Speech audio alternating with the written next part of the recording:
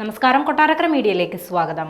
ഗാസയിൽ ഭക്ഷണം കാത്തു നിൽക്കുന്നവർക്ക് നേരെ ഇസ്രയേൽ നടത്തിയ ആക്രമണത്തിൽ 21 പലസ്തീനികൾ മരിച്ചതായി റിപ്പോർട്ട്. ഗാസ ഹ്യൂമാനിറ്റേറിയൻ ഫൗണ്ടേഷൻ നടത്തിയിരുന്ന ഭക്ഷണ വിതരണത്തിനിടെയാണ് ഇസ്രയേൽ ആക്രമണം നടത്തിയത്.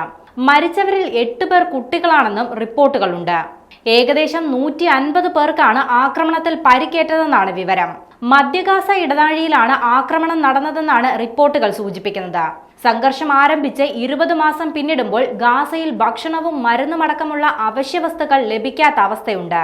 ഇസ്രയേൽ സേന തന്നെ ഗാസയിലേക്കുള്ള അവശ്യവസ്തുക്കൾ തടഞ്ഞിരുന്നതായും റിപ്പോർട്ടുകൾ ഉണ്ടായിരുന്നു. ഇതിനിടെയാണ് ഭക്ഷണം കാത്തു നിൽക്കുന്നവർക്ക് നേരെ ഇസ്രയേൽ ആക്രമണം നടത്തുന്നത്. കഴിഞ്ഞ മെയ് മാസം മുതൽ മാത്രം ഇസ്രയേൽ നടത്തിയ ആക്രമണത്തിൽ 450 പേർ മരിച്ചെന്നാണ് റിപ്പോർട്ടുകൾ. ഏകദേശം 3500 പേർക്ക് പരിക്കേറ്റിട്ടുണ്ടെന്നും അന്താരാഷ്ട്ര മാധ്യമങ്ങൾ പുറത്തുവിട്ട കണക്കുകളിൽ പറയുന്നുണ്ട്. ജൂൺ 20-ാം തീയതി ഇത്തരത്തിൽ ഇസ്രയേൽ നടത്തിയ ആക്രമണത്തിൽ ഒരു ദിവസം മാത്രം 34 പേർ കൊല്ലപ്പെട്ടിരുന്നു. ഇതിനിടെ ഗാസ ഹ്യൂമാനിറ്റേറിയൻ ഫൗണ്ടേഷന്റെ സഹായ വിതരണത്തിനെതിരെ യൂണിസെഫ് രംഗത്ത് വന്നിരുന്നു. GHFന്റെ വിതരണം സാഹചര്യം വഷളാക്കുന്നുവെന്നാണ് യൂണിസെഫിന്റെ വിമർശനം.